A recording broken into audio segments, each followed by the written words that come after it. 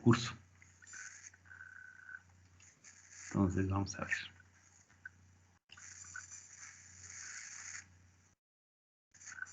Muy bien. Ok, entonces, ¿sí ven todos la presentación? Sí, Doc, sí se ve. Sí, se mira. Muy bien. Bueno, entonces vamos a empezar. Toda espectroscopía surge de la relación que existe entre la radiación electromagnética, que a veces ustedes han oído quizá mencionar como luz, ¿no? Entonces la luz realmente pues es, desde el punto de vista físico, pues una radiación electromagnética. Y pues por otro lado, una sustancia química o alguna, esa es una relación, una relación o una interacción, mejor dicho, con la materia, ¿verdad? Entonces es una forma de estudiar, en nuestro caso, la química, viendo cómo se comporta la absorción o la emisión o la difracción. Hay varios fenómenos ópticos ahí de la luz, ¿no? O de la radiación electromagnética, es más propio decir esto. Entonces, la radiación electromagnética, pues, como por ejemplo la luz roja, es radiación electromagnética, la luz natural, que es una mezcla de varias, los diferentes colores, ¿verdad? Pues finalmente también es radiación electromagnética. Estamos hablando entonces de campos eléctricos y magnéticos. Aquí está representado una radiación electromagnética de tipo polarizada, ¿verdad? O sea, en realidad si uno ve, pues el rojo, por ejemplo, en realidad lo que tenemos ahí, pues es una como esfera, ¿no? O sea, hagan de cuenta este esquema que está aquí en un plano, pero en 3 dimensiones, rotándolo. Y ya cuando lo hacemos como luz polarizada, entonces ya es una vibración en un plano, que es realmente lo que aquí está representado. Entonces, se le llama, es electromagnética porque está compuesta por un campo eléctrico y un campo magnético, y pues estas tienen este tipo de gráfica, en la cual, bueno, aquí se ha dicho que, por ejemplo, el campo magnético está en el plano del papel o del pizarrón o de la transparencia, ¿verdad? Entonces, tiene este comportamiento, valores del vector de campo eléctrico, y en forma perpendicular veríamos el vector del campo magnético. Entonces son a 90 grados, pero esos son para luz polarizada. Y ya si no es polarizada, pues ya se tiene la esfera, ¿no? Total. Aquí nada más lo vemos como polarizada. Aquí está también representada al lado derecho, más que todo por intensidad de vector, ¿verdad? Entonces aquí vemos cómo esto tiene una forma de seno o coseno. Se podría hacer cualquiera de los dos. Al final de cuentas, pues es cuestión de definir el origen. Y lo que tenemos es, por ejemplo, cuando hablamos de una onda, pues tiene un max, o sea, vale 0 máximo y luego un mínimo 0 y luego, perdón, 0, luego un mínimo y luego otra vez 0 y luego un máximo, ¿no? Y si uno lo ve así en el espacio, por ejemplo en el eje C, como lo ponen aquí, pues lo que hay, la distancia entre una cresta y otra cresta, esto se le llama cresta, la parte máxima de la gráfica, o también puede ser entre el valle y el valle, el otro valle, es la lambda o la longitud de onda, ¿verdad? Entonces, cada radiación electromagnética tiene asociada un valor de longitud de onda. Y es curioso, pero tenemos longitudes de onda muy pequeñas, del orden de nanómetros o menos, y tenemos unas muy grandes, que pueden ser de tipo a tamaño de un campo de fútbol, de 50 metros. Y eso hace que exista lo que se llama el espectro electromagnético, que vamos a ver más adelante, ¿no? Entonces, bueno, este es un haz de radiación electromagnética, este es mostrando lo que es la naturaleza ondulatoria, y bueno, cada cresta se mueve, estamos hablando de que se mueve la velocidad de la luz en dirección del haz. Esto está en el vacío, ¿no? O sea, por ejemplo, en el agua, pues con el benceno o en acetona o en un cristal, pues la velocidad no es la misma, ¿no? Pero en el vacío, pues eso vale C, ¿no? Y es el caso de la luz polarizada, como les comentaba, ¿no? Entonces, por ejemplo, si ahora traemos este esquema a la luz roja en particular. Bueno, la longitud de onda de la luz roja, distancia entre cresta y cresta o valle y valle, también 0 y 0 si quieren, nodo y nodo, es 7 por 10 a la menos 5 centímetros, ¿eh? Es el valor de 70 micras, algo así, ¿no? Es que esto es centímetros, pero la micra es 10 a la menos 9, ¿no? A la menos 7, entonces 700 micras. Entonces, está asociado a una longitud de onda de 7 por 10 a la menos 5 a la luz roja. La velocidad de la luz en el vacío, pues es 2.9998, algo así. Michelson y Morning hicieron experimentos famosos en los cuales se midieron exactamente la velocidad de la luz, y pues es un poquito diferente a 3, ¿no? Pero pues para efectos de cálculos, pues o sea, como 3 por 10 a la 10 centímetros por segundo. Y entonces podemos asociar estos dos valores, asociarlos a lo que es la frecuencia de la luz, ¿verdad? La frecuencia de la luz vamos a calcularla en función de la velocidad de la luz contra la longitud de onda. Y si hacemos esto para la luz roja, nos queda que es 4.3 por 10 a la 14 ciclos por segundo. ¿Qué quiere decir esto? Que si estoy en un segundo contando el número de ciclos, este es un ciclo, va desde este punto hasta este punto, ¿no? Entonces pasa todo un ciclo aquí. O sea, es cuando vemos otra vez la valle o la cresta, ¿no? Entonces, si me pongo a contar el número de ciclos, voy a contar que va a haber 4.3 por 10 a la 14 ciclos, son muchísimos, ¿no? O sea, en un segundo. Entonces es el número de veces que pasa esta onda. Es aquí, hasta acá, y luego cuento la segunda y así, y entonces me voy a pasar ahí contando, voy a contar en total en un segundo toda esta cantidad de ciclos, ¿no? Entonces esa es la frecuencia asociada a la radiación. Porque vamos a ver en infrarrojo también existe otra variable que se conoce como número de onda. Es una nu con una rayita arriba, nu con barra. Es simplemente el inverso de la longitud de onda. Y esto, pues, para el caso de la radiación roja es 14.000 centímetros a la menos 1. Entonces, bueno, esto es para entender lo que es la naturaleza ondulatoria de la radiación electromagnética y explicando en el caso de la luz roja.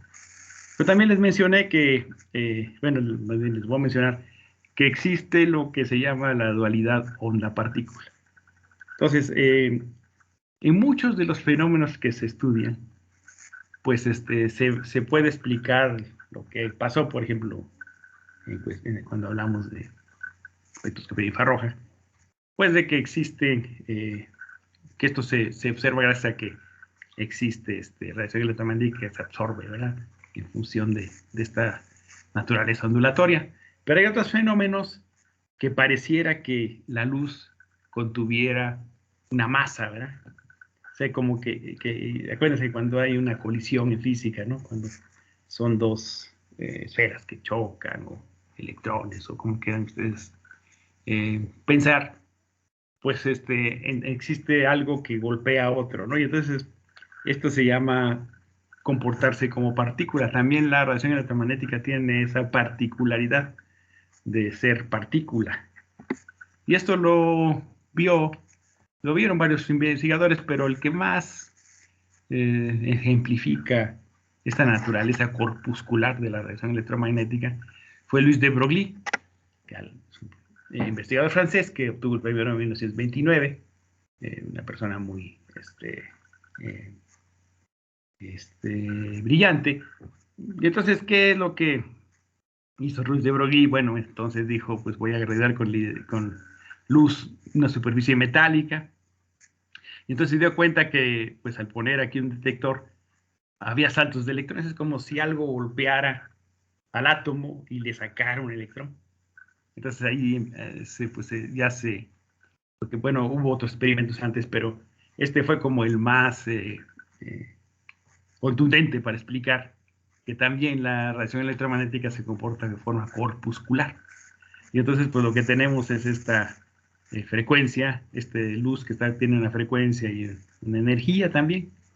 Y entonces aquí se tiene un amperímetro y una batería, en fin, puede hacer uno un circuito ahí, ¿no? Con ese fenómeno de usar luz, más propiamente dicho, radiación electromagnética, para eliminar un electrón de una superficie metálica, de una placa metálica.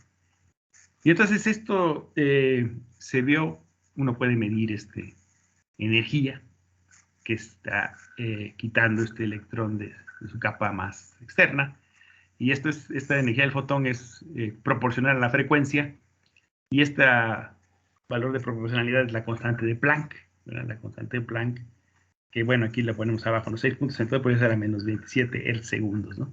Planck pues la determinó experimentalmente.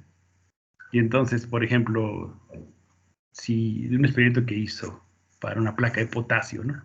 En donde se sabe que se necesita 2 electronvolt para eliminar un electrón. Entonces, si uno irradia con una luz que tenga 700 nanómetros de longitud de onda, que corresponde a 1.77 electronvolts, según esta fórmula que vamos a ver ahorita, pues no se obtiene ningún electrón, por ejemplo, detectado en este sistema, ¿no? Ya se usa una de 550, la cual tiene asociado un 2.25 electronvolts como... Acuérdense que esto de la CERC se puede convertir a electronvolt, ¿no? Hay una forma de convertirlos. Entonces ya se ve que se obtiene un electrón que tiene una velocidad de 2.96 a 5 metros por segundo, ¿no? Y si es uno de 400 nanómetros, es 3.1 electronvolts, pero entonces se obtiene un electrón con esta velocidad, ¿no? Entonces, bueno, este experimento fue importante y nos dio también información sobre la forma en que la radiación electromagnética puede comportarse, ya sea como onda o como partícula, ¿no? Esa es la dualidad que llaman onda-partícula. Y entonces, si uno piensa otra vez en la radiación roja como ejemplo, y usando la ecuación de Planck, pues uno puede calcular esta energía, ¿no? Entonces esto es multiplicando la constante de Planck por lo que habíamos ya determinado que era la frecuencia de la radiación roja, y pues nos da este valor de la energía asociada a la radiación roja, ¿no? Entonces esa es la energía que aquí estamos poniendo, por ejemplo, ¿no? Para diferentes casos. Acuérdense que aquí de la longitud de onda sacamos la frecuencia, ¿no? Entonces, aquí ponen la longitud de onda, pero bueno, eso es una frecuencia y finalmente, pues, es una energía, ¿no? Entonces, aquí es hc entre lambda, por ejemplo, si uno usa la lambda, y nos quedaría, pues, un valor de erg, y acuérdense, también se puede hacer la conversión a electronvolts, ¿no? Entonces, bueno, mucho físico pues usa más bien electronvolts, pero bueno, es equivalente a hablar de ergs o joules, ¿no? Poco nos gusta más a los químicos o a los fisioquímicos usar esas unidades, pero bueno, hay forma de interconvertirlos. Pues ustedes, los que hacen química teórica, pues un poco manejan estas unidades, ¿no? De electronvolts, más que calorías o ergs, o joules o ergs. Okay. Y bien, entonces en función de eso, pues hay varias, vamos a decir, fuentes o varias formas de la radiación electromagnética. Y esto da lugar a lo que se conoce como el espectro electromagnético, ¿verdad? Entonces, si quieren que empezamos con bueno, vamos a empezar con esto. Entonces, dependiendo de la longitud de onda, es decir, aquí si volvemos esto a la distancia que hay entre cresta y cresta, o valle y valle, pues podemos tener longitud de onda muy grandes, por ejemplo, hasta de 1000 metros, ¿no?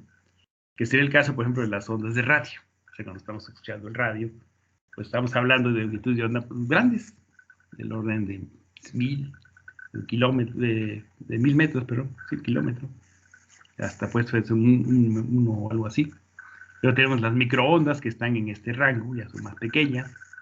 La radiación infrarroja, que vamos a ver aquí le pusieron con rojo, entre 10 a la menos 3, 10 a la menos 5, más o menos, de longitud de onda. La luz visible.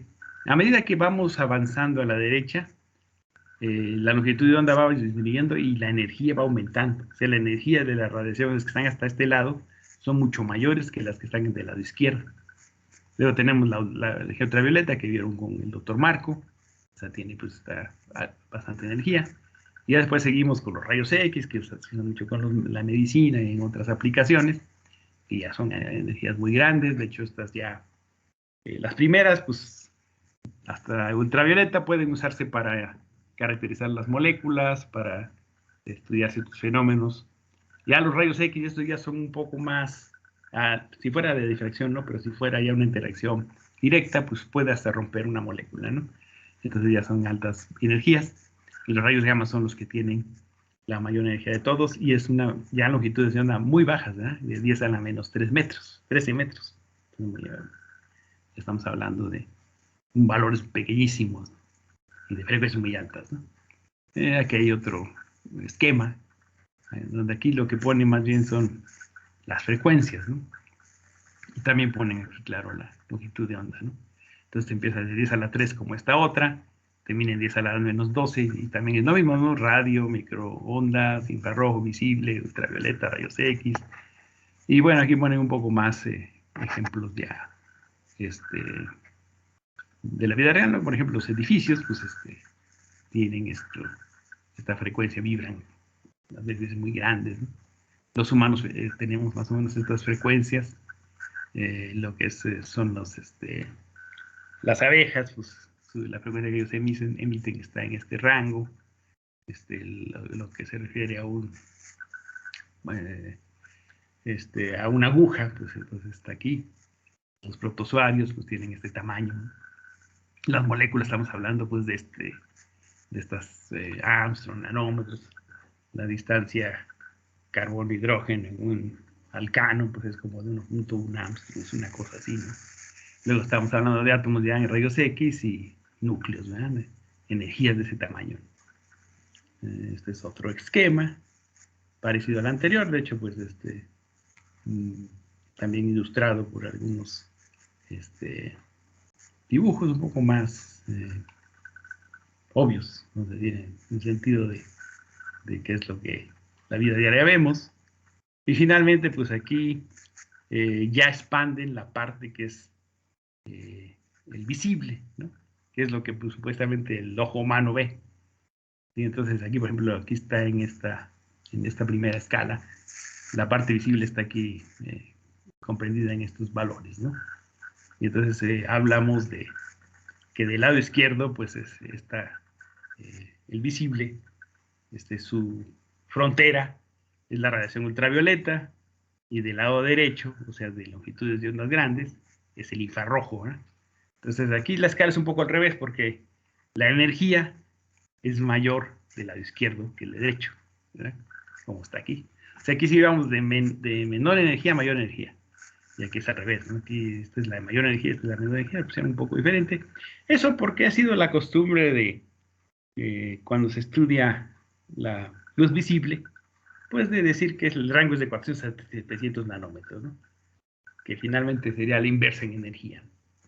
Y entonces, bueno, aquí está el rango de la luz visible. Y abajo, pues hay una escala ya un poco más de números, ¿no? Sin poner ningún esquema, donde vemos la radiación cósmica, que es un femtómetro, un picómetro, un Armstrong, un atómetro, todas estas longitudes de onda, que es donde se localizan metros y luego la frecuencia asociada a esto, ¿verdad? Entonces hablamos de terahertz, pentahertz, hexahertz, zetahertz, una frecuencia. Entonces, bueno, finalmente llevó años, pero se construyó lo que es el espectro electromagnético. Y de ahí, pues ya se dijo, bueno, ahora vamos a estudiar pues, colorimetría, ¿no? Entonces, pues se estudió cómo la radiación visible, que es la que está aquí arriba, se va a aplicar a ciertos problemas de la química, por ejemplo, y así tenemos pues aplicaciones en la industria, ¿no? Es por colores, hacen ciertas determinaciones para vender cierto producto. Entonces, ya fue posterior esto a entender todo este tipo de física que está detrás de la radiación electromagnética. Entonces, básicamente el mensaje en esto. Bueno, no sé si hay alguna pregunta hasta aquí. No, doctor, todo bien. Bueno, sí. Cuando haya, pues con confianza me lo dice. Muy bien, entonces, aquí ya empezamos a ver entonces la parte espectroscopía, y dónde se sitúan los diferentes rangos, ¿no? Por ejemplo, aquí hablamos de frecuencia, como les decía, ¿no? Baja frecuencia, mayor longitud de onda, menos energía, alta frecuencia, menor longitud de onda, alta energía, ¿no? Y entonces aquí está también el espectro electromagnético, pero de una forma vertical. Se empieza con las ondas de radio, luego las microondas, luego seguimos con el infrarrojo, el invisible, el ultravioleta. Aquí lo dividen en dos, el cercano y el lejano, los rayos X y los rayos gamma. Y la energía asociada, vean, ahora sí, pues aquí finalmente vemos algo en la energía. Entonces vamos desde un valor de 10 a la menos 6 hasta 10 a la 6, ¿no? Entonces es un rango muy grande que abarca el espectro electromagnético. Y si uno piensa ya en como el curso de espectroscopía molecular, entonces hay que ver cuáles son los efectos moleculares entonces, por ejemplo, esta radiofrecuencia, pues estamos hablando de la resonancia magnética nuclear, por ejemplo, ¿no? Transiciones de spin nuclear. Esas son las que vemos en esa espectroscopía. Si hablamos de microondas, es la parte que quizá, si es que hay tiempo, la verán con el doctor Leonardo, pues estamos hablando de movimientos rotacionales de la molécula. Esto es lo que vamos a ver conmigo, y moléculas vibracionales. También, claro, lo de resonancia sí da tiempo. Luego tenemos el ultravioleta de estas transiciones electrónicas, ya lo vieron un poco con el doctor Marco. Luego aquí ya vemos estudios de ionización, ¿no? Hay gente que estudia estos aspectos, estas aplicaciones de los rayos X. Una cosa son la difracción y otra cosa es ya la ionización. Entonces, si uno está estudiando la ionización, pues uno puede hacer estudios de las energías de los electrones en las moléculas, en los metales, etc. Entonces, este es otro efecto molecular. Entonces, más o menos aquí nos damos idea de, como químicos, qué podemos aprovechar de la radiación electromagnética y la posibilidad de segmentar las diferentes regiones y las espectroscopías que podemos obtener, ¿no? Aquí estamos hablando también de otra gráfica en donde vemos la energía y la frecuencia aquí hasta abajo, pues usando la ecuación de Planck, se hacen estos cálculos. Aquí está la longitud de onda, la ponen en centímetros, también usan el inverso de la longitud de onda, como vimos que es nu con barra. Aquí están los valores, ¿verdad? Las unidades, centímetros, pueden ser metros, aquí usan centímetros. Las regiones nuevamente, la radiofrecuencia, microondas, infrarrojo, visible, ultravioleta, rayos X y rayos gamma. Y pues, ¿qué espectroscopía tenemos? Resonancia magnética nuclear, resonancia de spin-electrón, aquí me parece que debe ser FTIR, ¿no? Raman infrarrojo, no, entonces FIR, no sé qué sea, hay que ver qué está.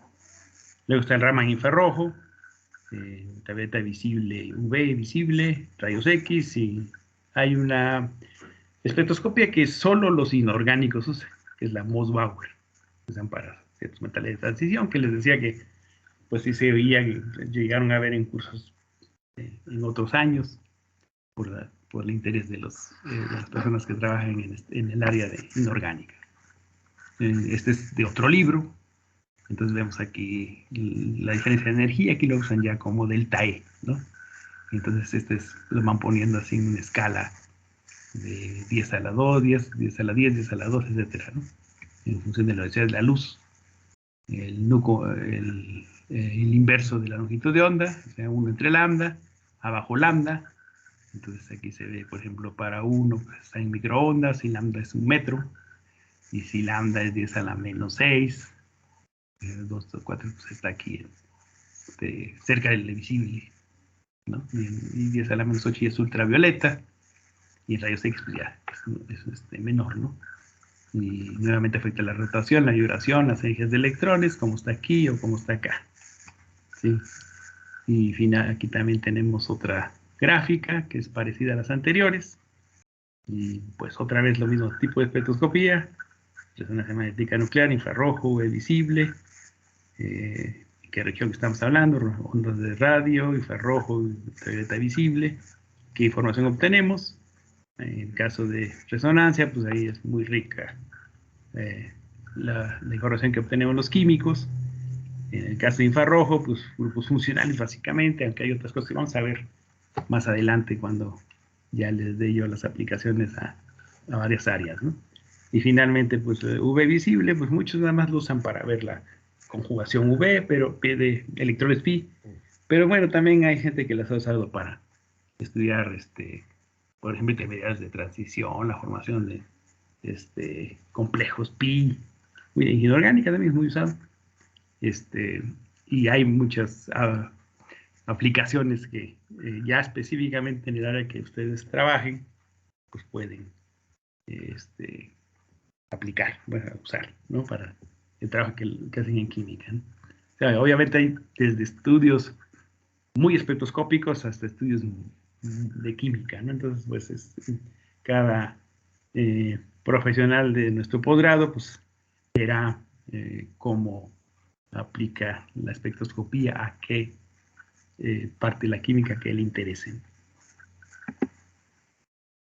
Ok, bueno, entonces también yo me imagino que esto lo vieron un poco con el doctor Marco. Cuando hablamos de moléculas, pues lo que hablamos de sistemas energéticos, pues lo que vemos es de que tenemos los sistemas que son mecánico-cuánticos, en el cual, pues por ejemplo, en un sistema clásico, pues si estamos estudiando cómo se ve una esfera, pues en una mesa de billar, pues bueno, en realidad las energías, puede ser cualquiera de estos, depende de la velocidad, ¿no? Se puede calcular. Pero si ya hablamos de niveles electrónicos o niveles rotacionales o vibracionales, pues ya tenemos que hablar de que pues existen energías permitidas y prohibidas, ¿eh?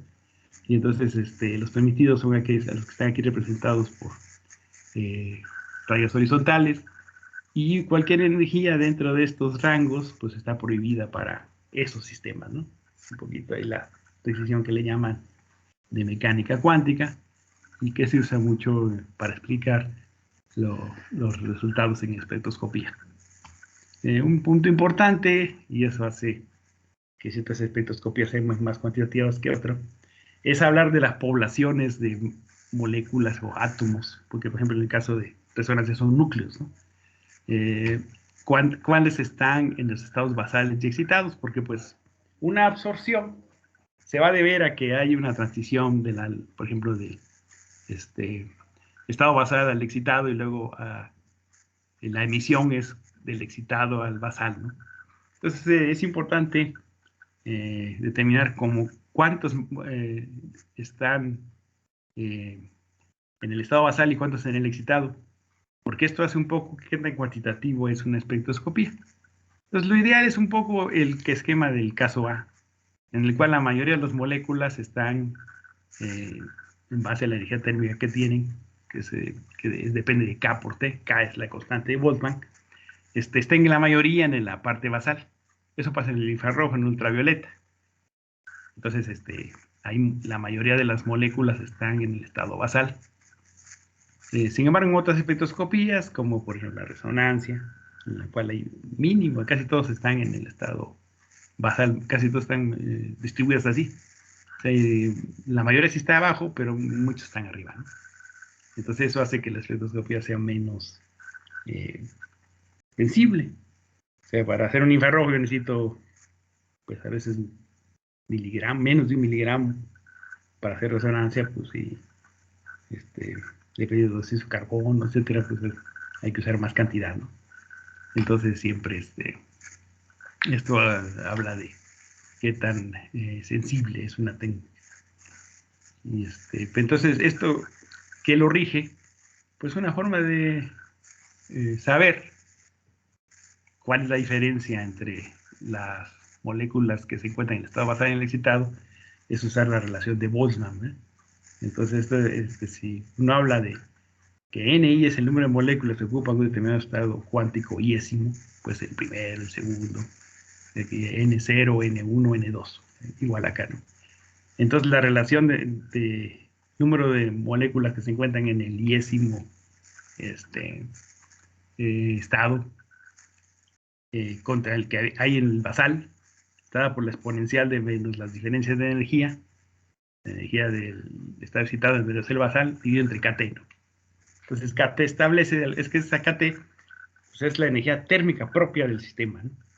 Entonces, la molécula se va a mover, van a tener cierta movilidad, eso lo fisicoquímica lo vemos cuando vemos la distribución de Maxwell-Boltzmann, temas que se ven en fisicoquímica de las primeras, de los segundos cursos intermedios, vamos a llamarlo. Se ve que esta es la ecuación que rige un poco esta relación de poblaciones. Entonces, sabiendo cuánto vale esta diferencia de energía, podemos hablar de qué tanto están distribuidas las moléculas en la población de moléculas en un sistema energético. Entonces, la guía para saber si una espectroscopía es más sensible o no. O sea, por ejemplo, la que va a explicar el doctor Leonardo, pues va a estar en el caso B, ¿no? Donde muchas ya están excitadas por la misma energía térmica. Entonces ya es una espectroscopía no tan sensible como la UV, por ejemplo. O sea, por ejemplo, si uno piensa desde el punto de vista analítico, pues hay gente que determina concentraciones del orden de ppm, usando UV, por ejemplo, haciendo ciertos trucos químicos, ¿no? Pero puede uno saber cuánto ppm de algo hay en ciertas aguas o cosas así, ¿no? Okay. Otro concepto que es importante para las espectroscopías, sobre todo rotacional o vibracional, es lo que se llaman los grados de libertad. Entonces, también proviene esto de la fisicoquímica, de los conceptos de Boltzmann. Entonces, si hablamos, por ejemplo, de una molécula diatómica, la más sencilla, ¿no? La que está aquí representada, podemos decir que hay tres tipos de movimiento para esta molécula, ¿no? Uno que es el translacional, aquí nada más ponemos como un todo, ¿no? Y entonces, se puede decir, por ejemplo, que si tenemos n átomos, el número total de grados de libertad es 3n, 3 por n. Entonces, para un átomo, pues 3 por 1 es 3, entonces tenemos 3 grados de libertad y estas son translacionales.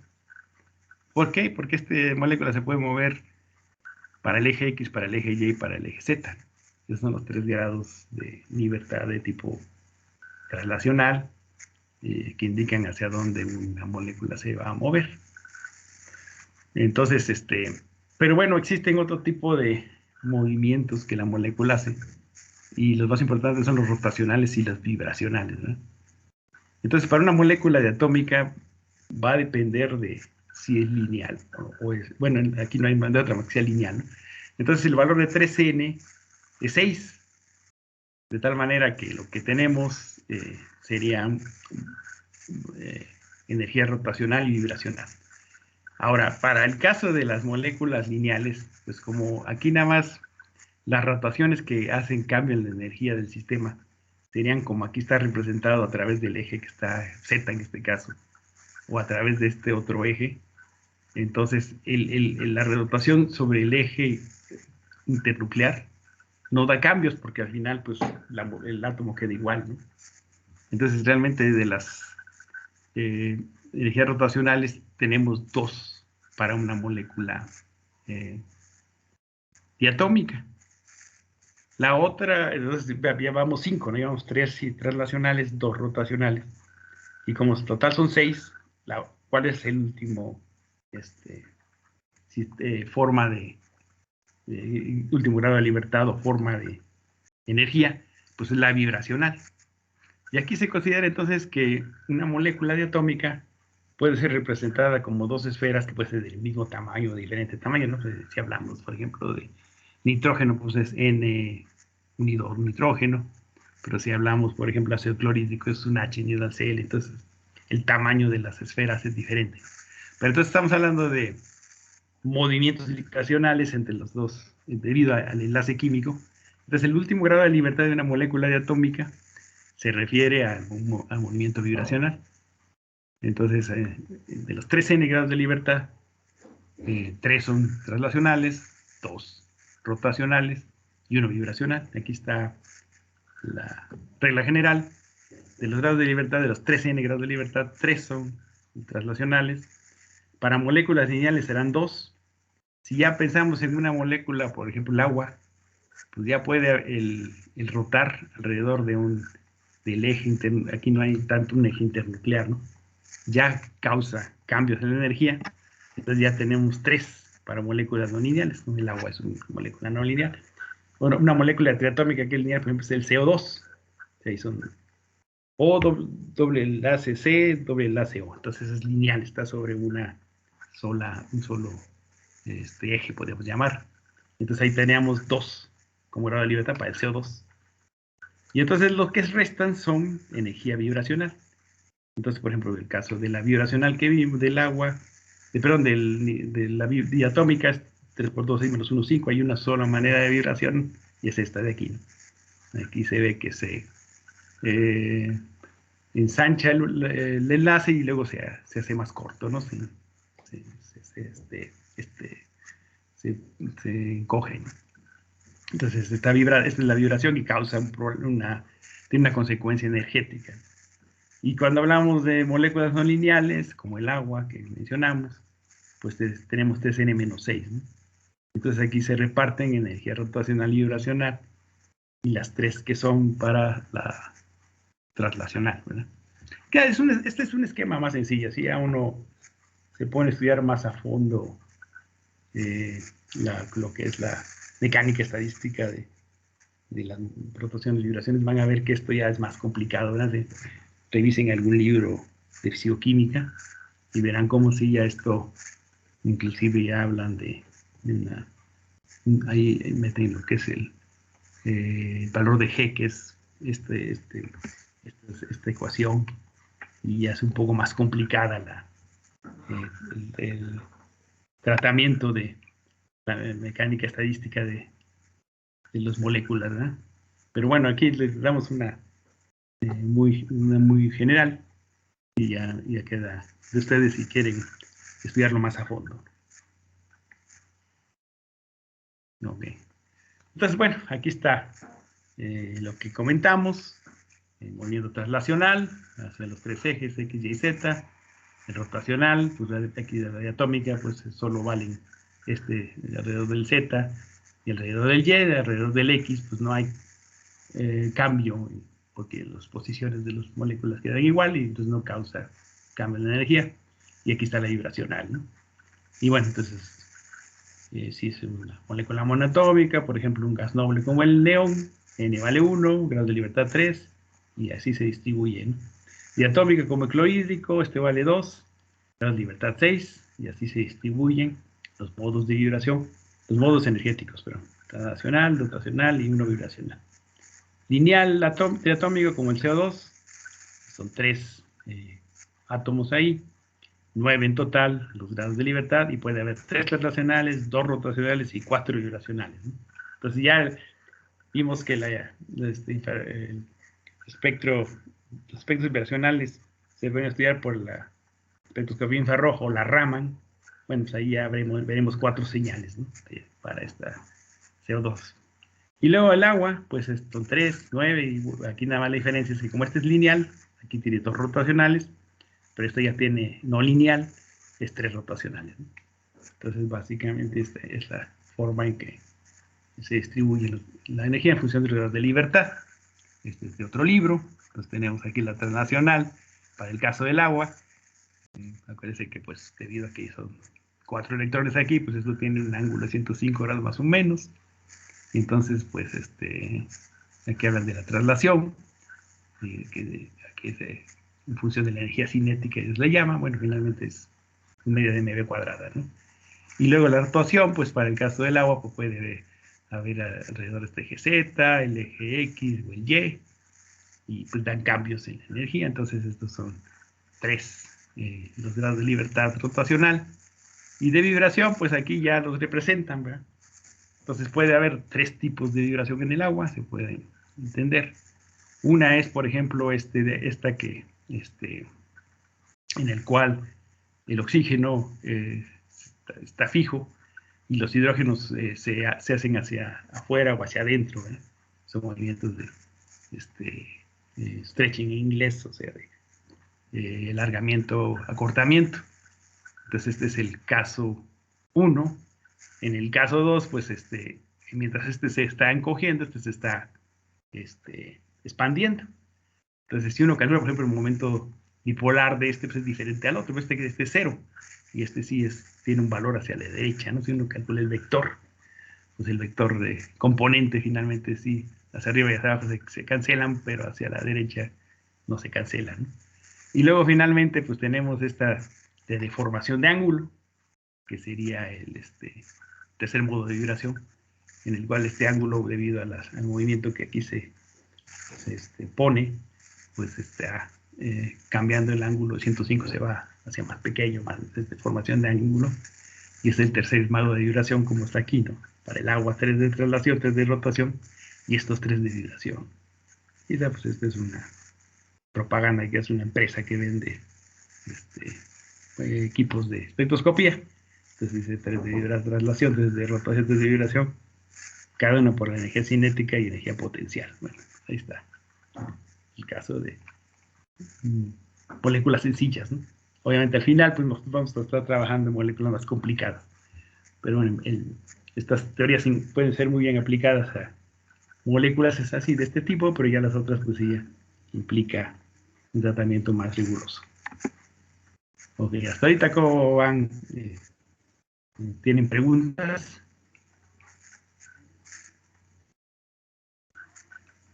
Todo bien, de mi parte, todo bien, doctor. Muy bien. Todo bien, doctor. Ok. Está bien. Está bien. Bueno, muy bien. Cualquier cosa, pues lo podemos ver. Ahora vamos a empezar entonces ya la parte de espectroscopía infrarroja. Y también la Raman, esto también implica. Y para esto vamos a ver un poco las teorías, la parte, vamos a decir, física, los principios de la física, las vibraciones, porque finalmente la espectroscopía infrarroja, como vimos en los anteriores esquemas, pues estudia la vibración de las moléculas. Ese es es la información que nos da. Y si hablan de flexibilidad, pues vimos que unos modos de vibración para el agua, por ejemplo, es la deformación del ángulo.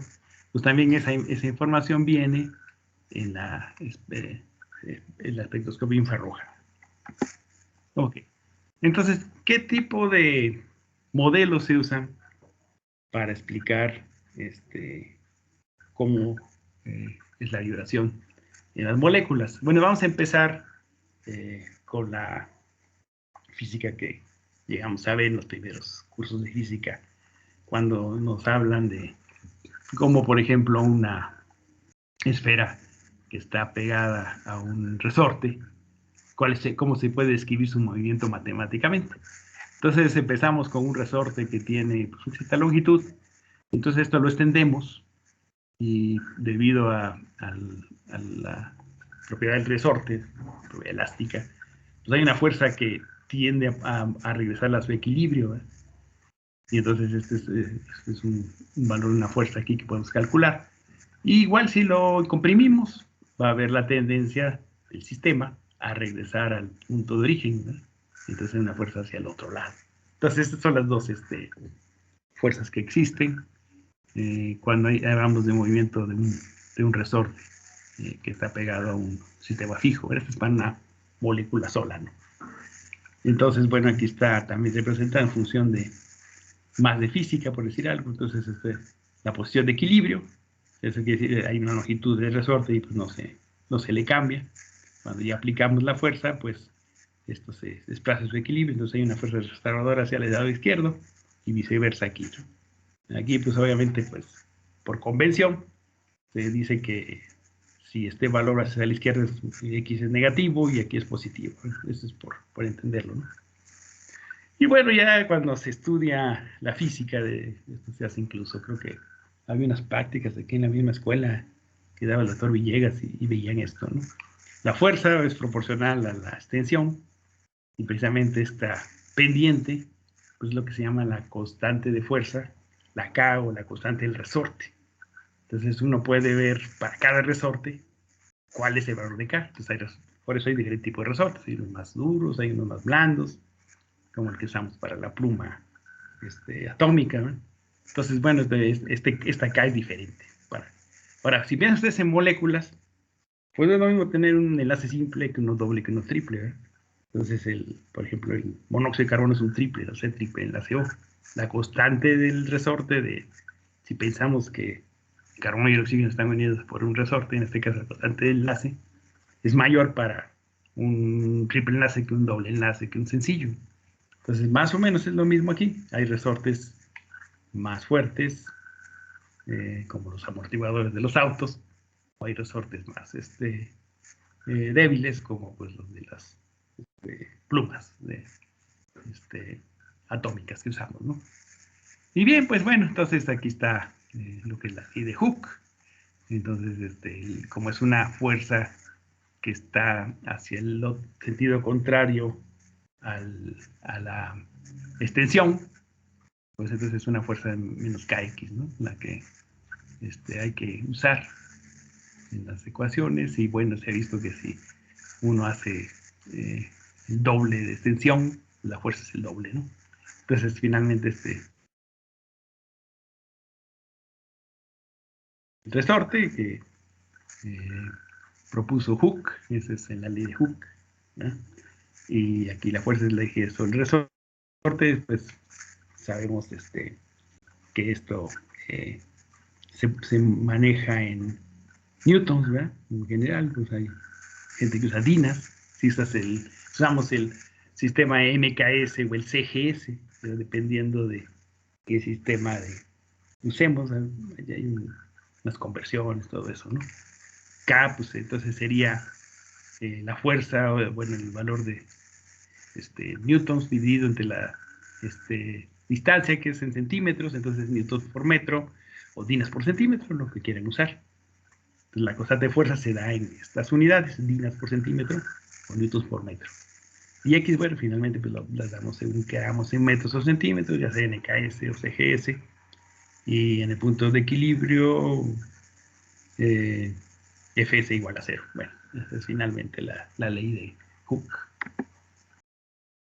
Ahora bien, para aplicar la ley de Hooke a estos sistemas, pues hay que tomar en cuenta lo que habíamos comentado, de que pues el desplazamiento va a tener realmente un comportamiento pues de tipo oscilatorio, ¿no? Entonces el desplazamiento va a ser igual a una amplitud por el seno de una constante por el tiempo, ¿no? Entonces, por ejemplo, aquí está como quedaría una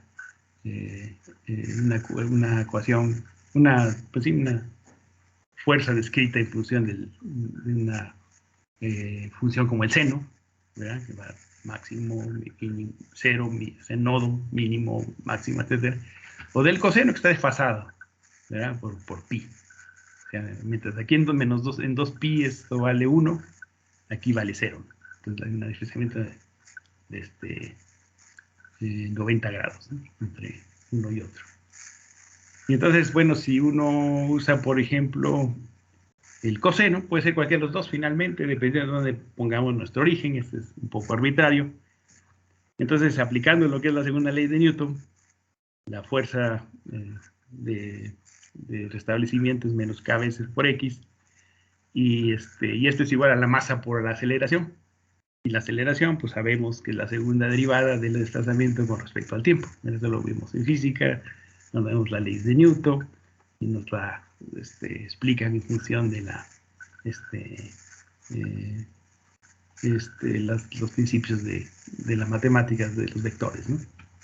Entonces, si yo despejo de aquí, de estas dos, el valor de K entre M, y la X la derivo dos veces, el coseno es el menos seno y luego vuelve a ser el coseno. Pues nos vamos a dar cuenta que esta ecuación la podemos convertir a esto de que está aquí. Menos k sobre m por a coseno de 2pi nu t. Es, cada vez que hacemos la derivada del coseno es lo que es el argumento. Entonces 2pi nu.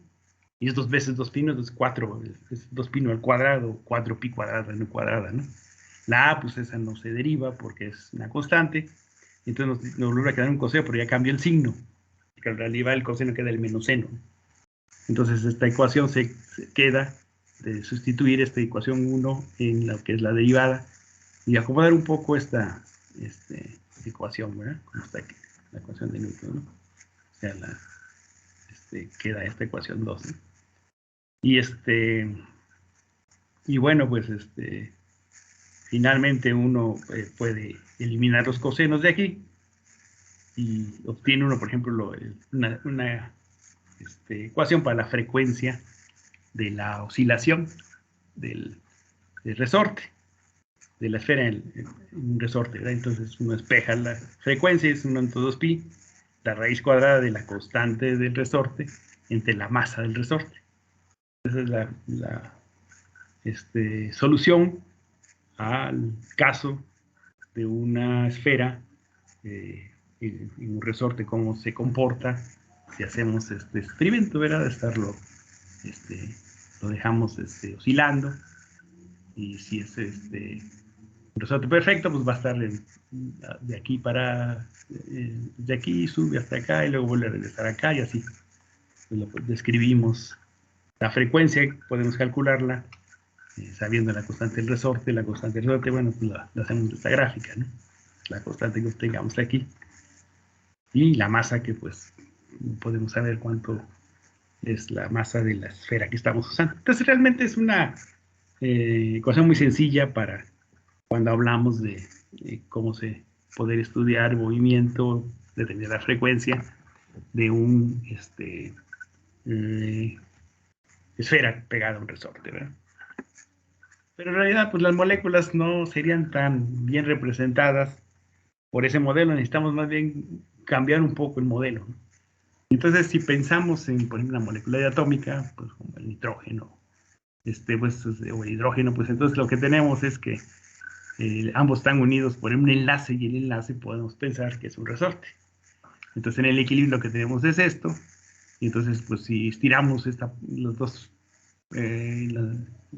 esferas, pues va a haber una fuerza para recuperar el sistema, y luego van a empezar a oscilar y vamos a tener algo así, ¿no? De que se vuelve, se extiende el resorte o se comprime. Entonces tenemos ese tipo de movimiento.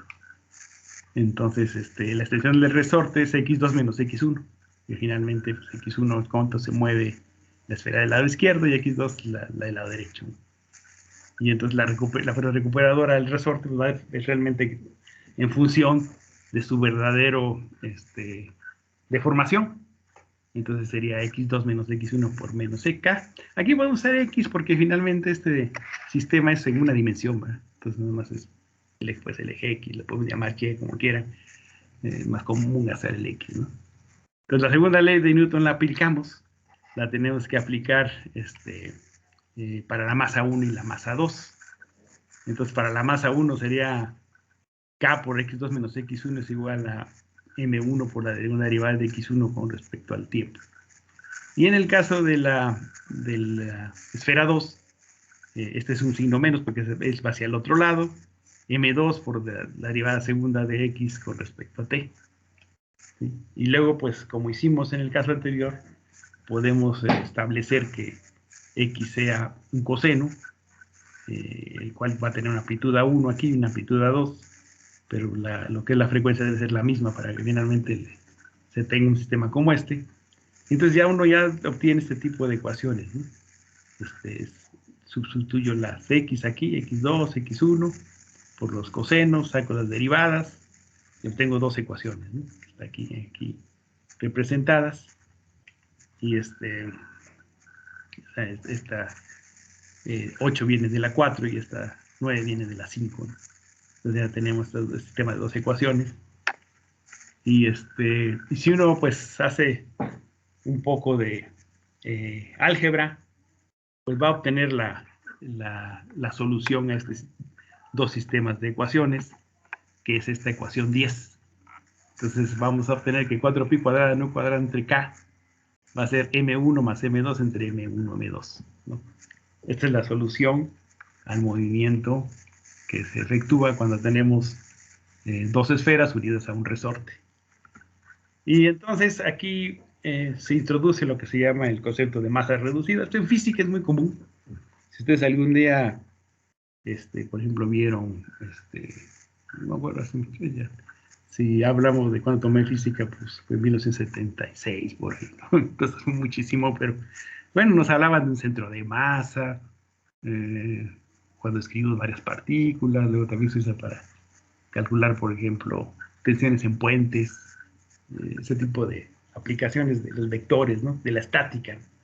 Entonces ahí se define un centro de masa. Acuérdense que se hablaba de eso, cuando tenían varias masas, cuando se habla de un puente, todo eso. Entonces, aquí similarmente lo que se hace es definir lo que se llama la masa reducida de un sistema de átomos, ¿verdad? Estamos hablando ahorita del más sencillo, que es de dos moléculas unidas por un resorte. Entonces hablamos de que el inverso de la masa reducida es el inverso, la suma de los inversos de las dos masas. Si uno hace un poco de álgebra, pues va a ver que esta parte de aquí es 1 sobre mu.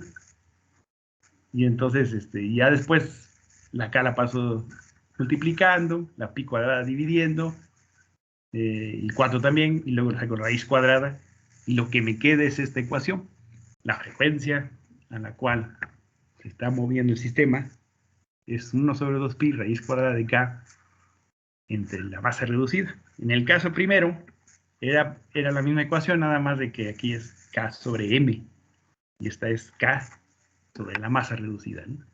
Entonces, bueno, finalmente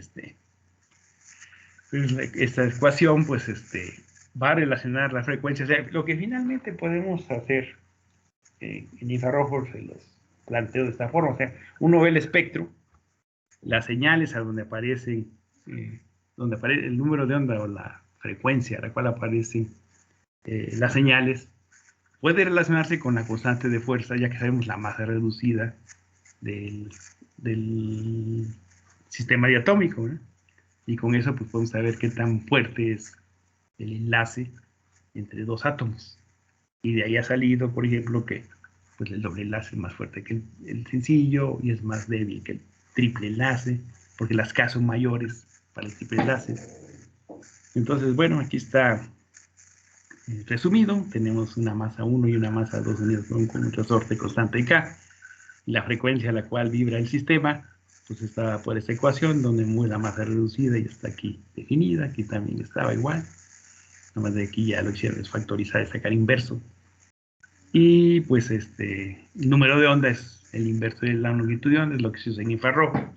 Las gráficas son de transmitancia contra el número de onda o absorbancia contra el número de onda, y están relacionadas con la longitud de onda, con la frecuencia de esta forma, ¿no? Con la velocidad de la luz.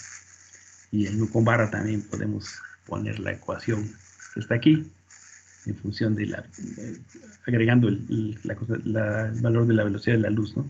Para que quede la relación entre nu con barra y k. También queda finalmente lineal, ¿no? Entonces, esto sería la relación que existe entre lo que estamos viviendo en un espectro infrarrojo y la constante de fuerza. Bueno, aquí un poquito más la explicación de la ley de Hooke, un poco más, lo que ya vimos matemáticamente, aquí lo explican un poco más general. Entonces nos habla, dice que la frecuencia de la vibración de un enlace se deriva a partir de la ley de Hooke, la cual describe el movimiento de un resorte que vibra, ¿no?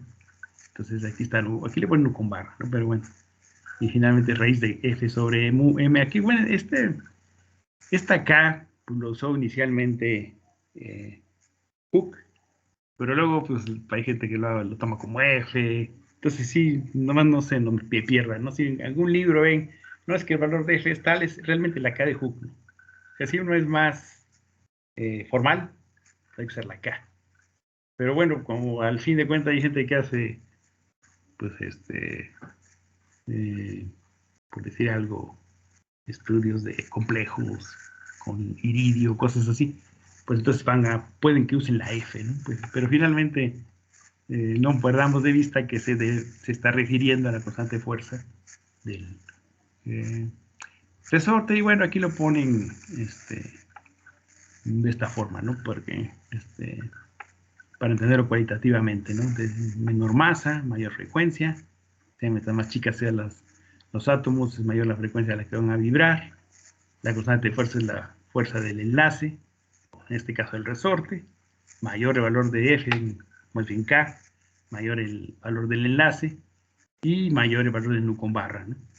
El valor de la masa, de los pesos, menor el valor de masa, mayor el valor del número de onda, ¿no?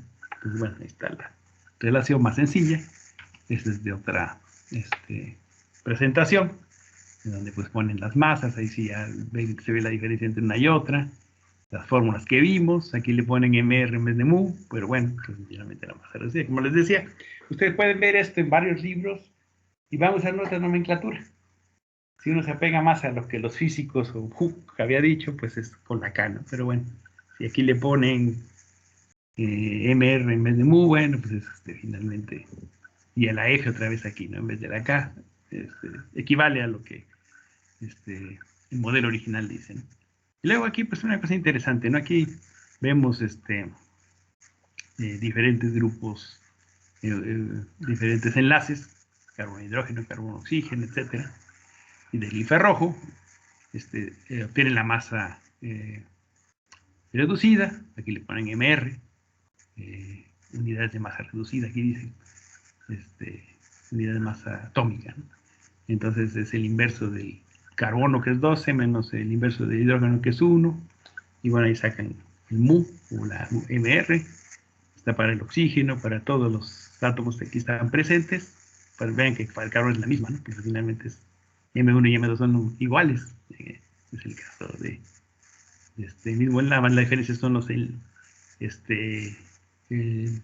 el orden de enlace, sencillo, doble y triple. Y entonces calculando la mu, pues aquí se ve, ¿no? Que por carbono e hidrógeno, pues ustedes quizá tengan experiencia. Cuando un infrarrojo aparece como en 3000 centímetros a la menos 1. El carbono oxígeno de los éteres y este éter es de 1150, el de bromo 600, y así están aquí. Entonces, simple enlace 1100, doble 1650 y triple 2300. Entonces, bueno, ahí se puede corroborar cómo se aplica estos principios a espectros que se obtienen en el infrarrojo. Y en el caso de pues el agua, que ya hemos visto que son 3 formas de vibración, uno los puede identificar calculando la K y todo esto, cuánto vale el valor de la frecuencia para un movimiento simétrico, un movimiento asimétrico, como el que está aquí. Estaba representado de otra forma, por ejemplo.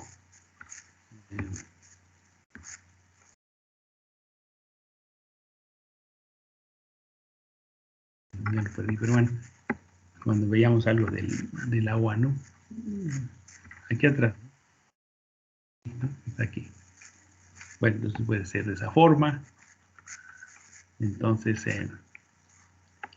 tenemos el caso del movimiento simétrico, entonces la frecuencia, los cilindros se le ponen S, que en inglés stretching es tensión, 1650, y la cuestión asimétrica, mientras un hidrógeno se mueve hacia abajo, hacia este lado, y el otro se encoge, mientras uno se ensancha, o se hace más alto, más grande el enlace, aquí se hace más pequeño, ¿no? Entonces el vector final, el que queda es ¿no?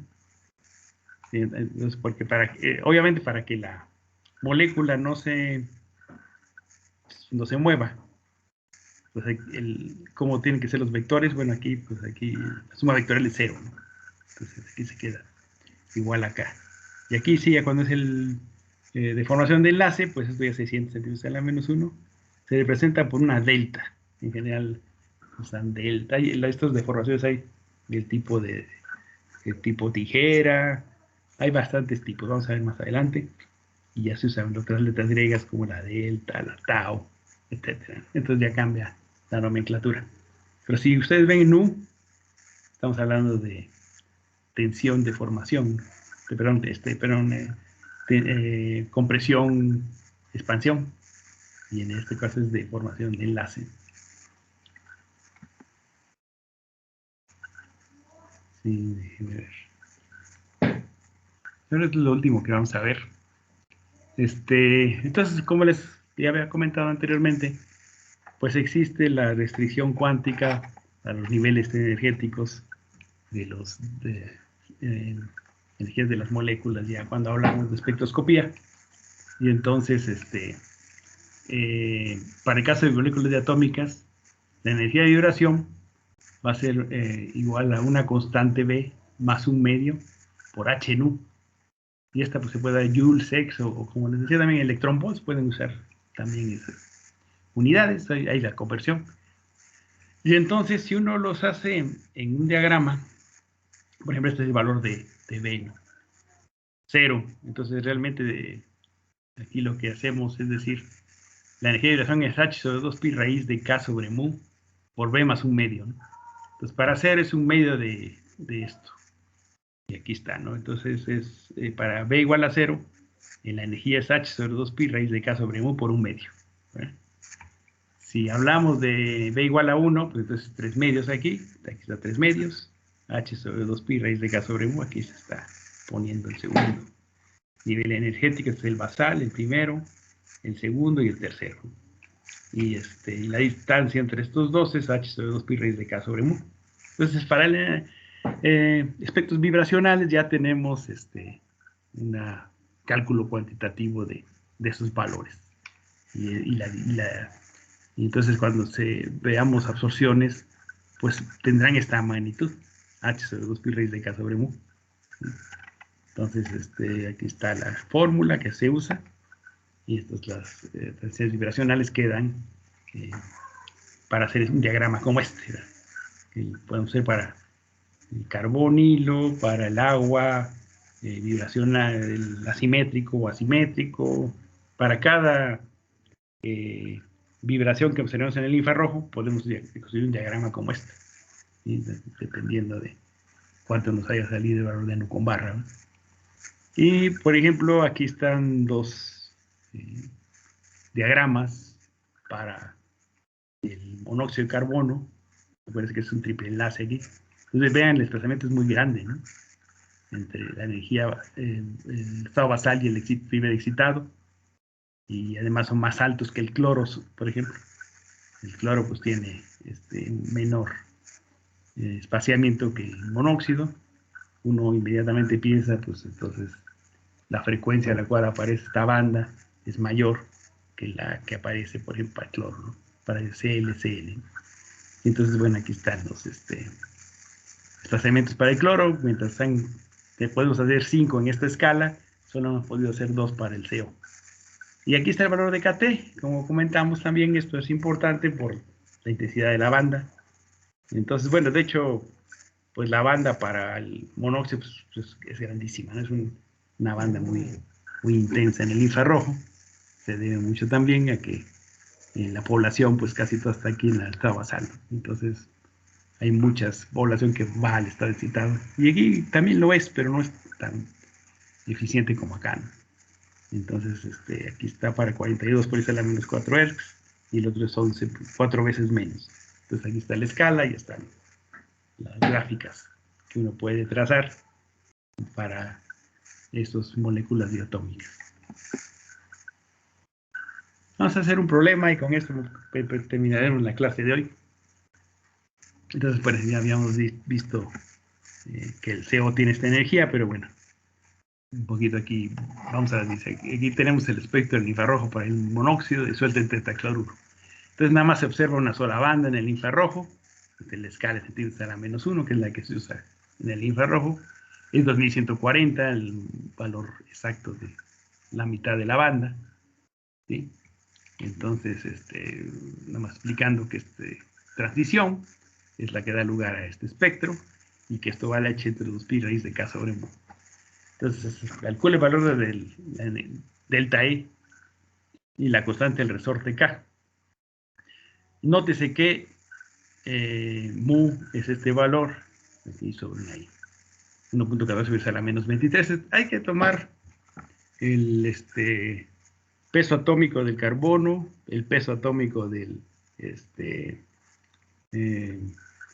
oxígeno, y hay que dividir entre número de Avogadro, ¿eh? Porque sí, para usar estas fórmulas sí se necesita pasar a esto para molécula. Entonces por eso es que está por esa a la menos 23. O sea, acuérdense que el número de Avogadro es 6.023 por esa a la 23. Y entonces la nu, en función de la nu con barra, pues lo podemos calcular la nu de 2140 por la velocidad de la luz, pues nos da este valor de la frecuencia, 6.4 por esa a la 13. ¿Sí? O sea, tenemos nu con barra, aquí está el valor de nu, y entonces podemos calcular la delta V simplemente por la ecuación de H por nu. H es la ecuación de Planck, esto lo usamos en Hertz. Nu, pues vimos que este es el valor para el caso del monóxido, nos queda 4.24 por esa a la menos 13 Hertz. ¿Sí? Entonces este es lo que aquí está, 42 por esa a la menos 14, 4.2 por esa a la menos 13 Hertz, ¿no? Es lo que está ahí en esta escala, ¿no? La construyeron pues en función de un valor 10 a la menos 14, ¿no? De cada punto que está ahí establecido. Y finalmente pues lo que calculamos es la K, despejando de la ecuación esta, por ejemplo. Entonces nos queda 4pi cuadrada mu delta E cuadrada entre H cuadrada, y entonces ya sustituimos el valor de mu, el valor de la delta E que calculamos, la constante de Planck al cuadrado, y nos va a dar 18.4 por 10 a las 5 dinas por centímetro.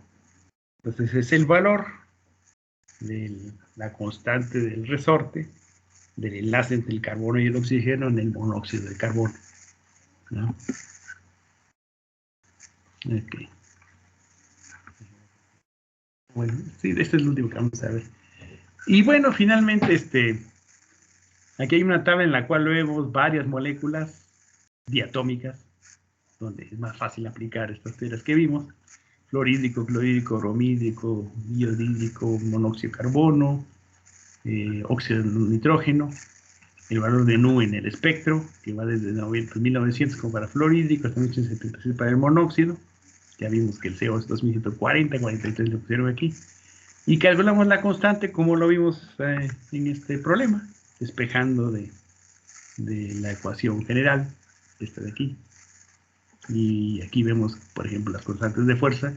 Aquí están arreglados un poco en función de los valores de la constante de fuerza. Vean cómo el enlace entre hidrógeno, oxígeno, carbono, oxígeno, que es triple, es mucho más grande que el ácido HF o el HCl, que son sencillos. Y también se ve un poco el efecto de la electronegatividad, ¿verdad? Porque bueno, bueno, después el flúor es más chiquito, ¿no? Entonces, bueno, da un valor más o menos fuerte de enlace.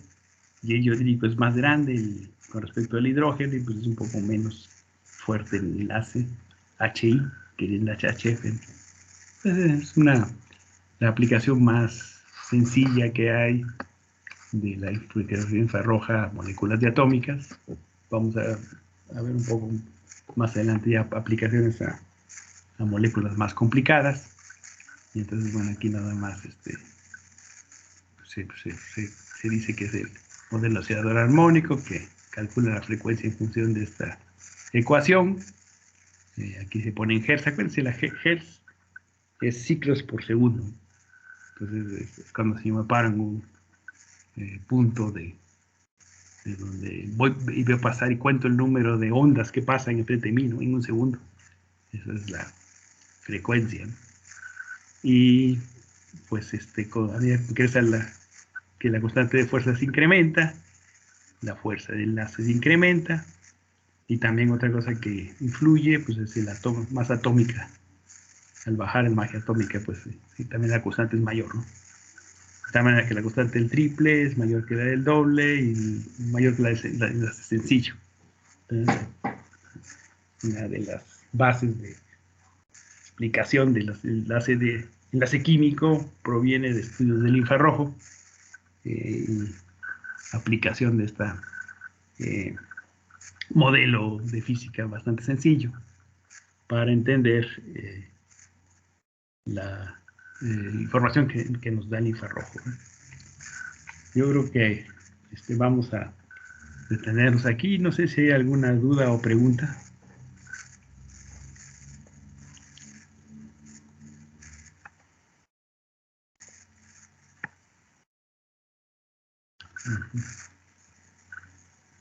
No, doctora, por el momento. Ok. Bueno. Muy bien, bueno. Entonces, ya había comentado a Paola, el próximo jueves no tengo que viajar. Entonces, para esto lo que vamos a hacer es que les voy a dejar una tarea y bueno, vamos a ver qué es lo que que van a tener que hacer de aquí al martes próximo. Ok, primero vamos a hacer esto. ¿Dónde está?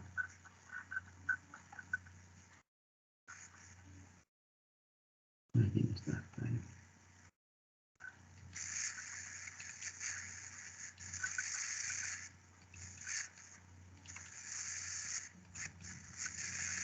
Ok.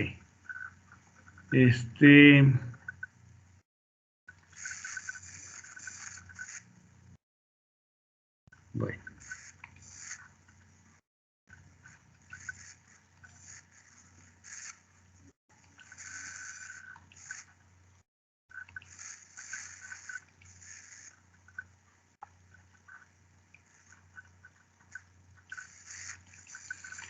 Esto está en el materiales de clase, en el Teams, en la sección de materiales de clase. Ya vi que el doctor Marco les puso ahí un libro, ¿no? Bueno, entonces son 4 videos que tienen que ver. Este último quizá todavía pueden esperarse, pero por ejemplo, el primero es un video sobre la aplicación de qué es el espectro electromagnético. El segundo es una página de la NASA, donde vienen, no solo, aquí lo que van a ver pues, es la energía, ¿no? Lo que vimos hoy, pero verán algún video un poquito más, con más ejemplos, ¿no? De cómo es la energía de los diferentes componentes del espectro electromagnético. Entonces, desde la NASA, ahí en la NASA, por ejemplo, si ustedes se fijan del lado derecho, cuando vean la página, ahí hay, por ejemplo, para ver de infrarrojo, de otras áreas, ¿no? Entonces, ahorita de momento vean el general, que se refiere a la de tipo electromagnéticos. Entonces, esto también lo revisan. Y luego, pues, vimos el concepto de grados de libertad. Aquí, pues, un poco lo mismo que vimos está en este video, ¿no? Vamos a esperar para ver este otro, en una clase, para terminar bien de ver la parte de infrarrojo, para que vean este último espectro, video. Entonces, esto es por un lado, ¿no? Ahora, tienen que hacer 2 tareas.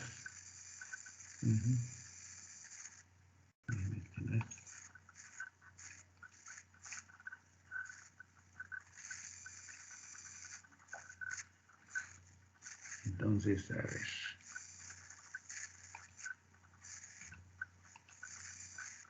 Puede ir empezando a hacer esta tarea. Entonces, aquí tienen varios ejercicios. Entonces, lo que pueden hacer es volver a ver esta clase, ver permítame, es que se está.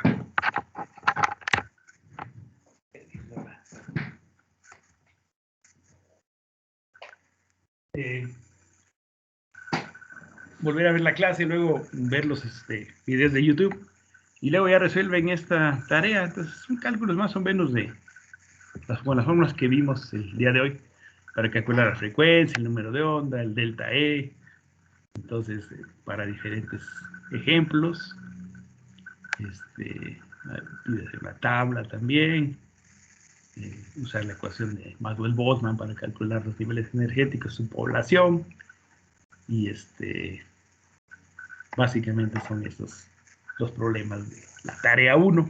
Entonces, esa sí les pediría que me la entregaran el próximo martes, ¿sí? Cuando tengamos clase nuevamente. La tarea 2 voy a ponerla también aquí.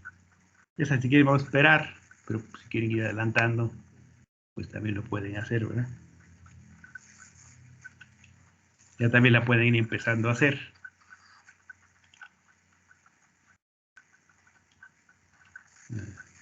Muy bien.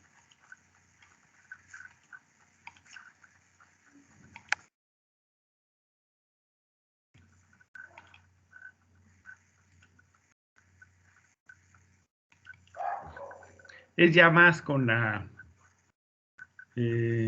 últimos conceptos que vimos del resorte. Entonces, pueden ir haciendo los problemas. De hecho, pues yo creo que excepto las 7 y 8 todavía, bueno, las 7 todavía no hemos terminado de ver eso. Y algunas de estas últimas no, pero ya pueden empezar a hacer los primeros problemas de esta tarea 2. Entonces esa todavía no me la entreguen, pero sí la 1 sí pueden, me la entregan. Lo que vamos a hacer es que el próximo martes, bueno, aquí el próximo martes es 28. Entonces el 28 en principio es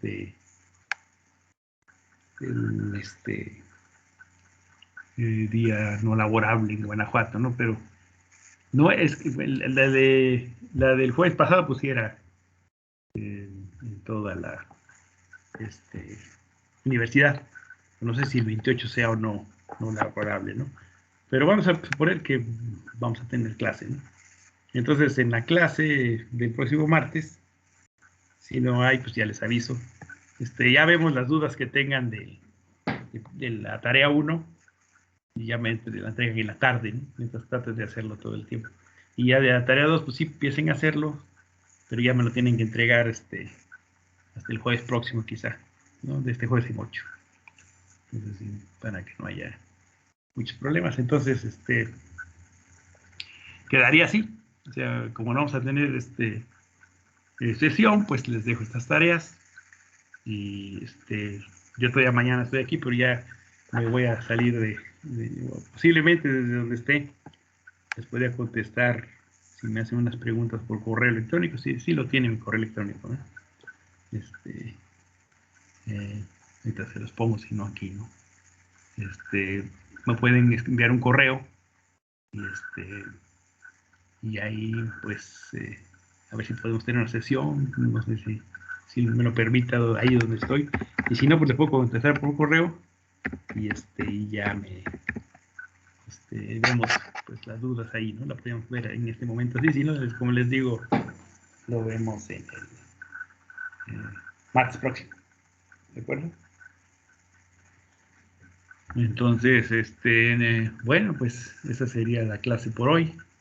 Y entonces quedamos que jueves no hay y ustedes trabajen en vean por favor, los videos son en inglés, ¿no? Entonces ahí sí, pues véanlos así con calma, vayan revisando los conceptos, los vimos ya, pero claro, estos videos, cuando yo estudié no había esas cosas, ¿no? Entonces, siempre como que refuerzan los conocimientos y dan otras perspectivas, es la ventaja, ¿no? De personas que quizá nunca podamos conocer personalmente, ¿no? Pero hice algún video y nos enseñan así, ¿no? Entonces es una ventaja hoy en día.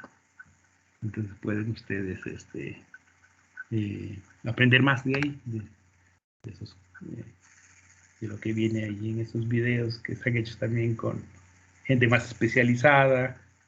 Los americanos también tienen más, los europeos, ¿no?